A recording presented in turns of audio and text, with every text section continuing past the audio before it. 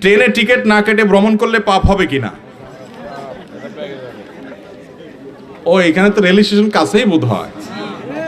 ভাই, ট্রেনে যদি টিকিট ছাড়া ভ্রমণ করেন তাইলে গুনাহটা বরং আরো বেশি হওয়ার আশঙ্কা আছে। কারণ জাতীয় সম্পদ এটা যে চুরি করে সে হয় জাতীয় চোর।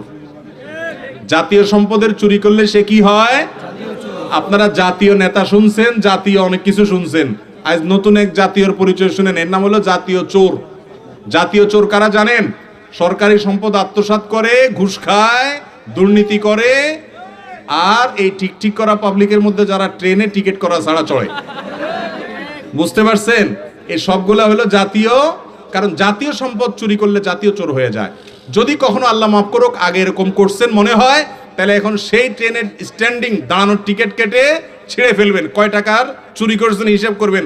500 টাকার টিকিট হবে আনুমানিক, তাহলে 500 টাকার টিকিট স্ট্যান্ডিং টিকিট কিনে ছিঁড়ে ফেলায় দেন। কোম্পানির অ্যাকাউন্টে টাকা ঢুকে গেল, আপনি সার্ভিস নিলেন না, তাতে আপনি দায়মুক্ত হয়ে যাবেন। আগে যদি ট্রেনে টিকিট ছাড়া চড়ে থাকেন, এইভাবে আপনি মুক্ত হতে পারেন।